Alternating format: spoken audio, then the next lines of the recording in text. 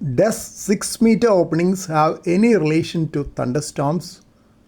The reason why I investigated this aspect is because I have been noting 6-meter openings associated with thunderstorms. Obviously, I cannot take advantage of them because I dare not operate my radio with a raging thunderstorm. Yes, there is a fascinating and scientifically recognized relationship between thunderstorms and 6-meter band openings, primarily driven by sporadic E propagation. While 6-meter band, often called the magic band, is notorious for its unpredictable openings, atmospheric science has shown that severe terrestrial weather below can directly influence the ionosphere above. Here's a breakdown of how thunderstorms help trigger these openings. Intense thunderstorms and massive weather fronts involve enormous amounts of energy and severe updrafts. When these powerful updrafts hit the tropopause, the boundary between the troposphere and the stratosphere, they act like a rock thrown into a pond. This impact generates ripples known as atmospheric gravity waves, not to be confused with gravitational waves in space. These buoyancy waves travel upward through the stratosphere and mesosphere, eventually reaching the E layer of the ionosphere, roughly 90 to 120 kilometers above the Earth.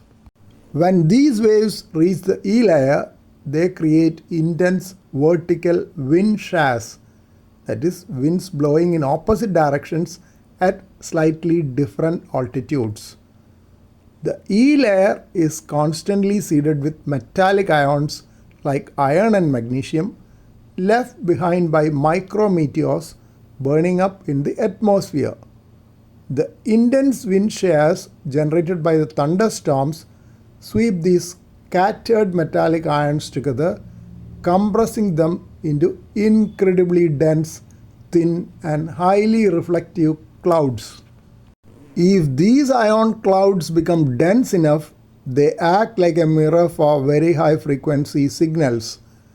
While lower frequencies might pass through or be absorbed differently, 50 MHz signals bounce off these sporadic E clouds, resulting in the sudden, incredibly strong 6-meter openings that can span hundreds or thousands of kilometers. But there are certain caveats for the amateur radio operator who is keen on working 6-meter. The geography of the opening.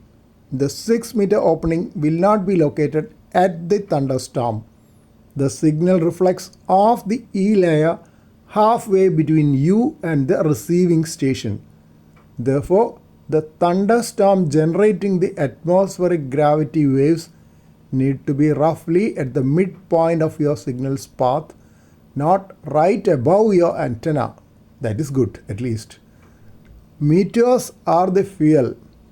Thunderstorms provide the broom, that is the wind shear, that sweeps the ions together, but meteors provide the dust, that is the ions themselves. This is why sporadic E is most common during the summer months when meteoric dust input is highest and terrestrial thunderstorms are highly active. But this is not a guarantee.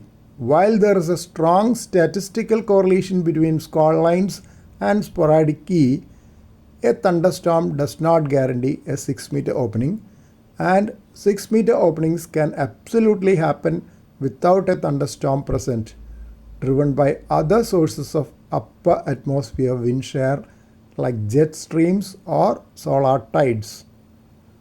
Tracking real-time weather radar maps alongside cluster spots is a recognized strategy for predicting where the magic band might open next.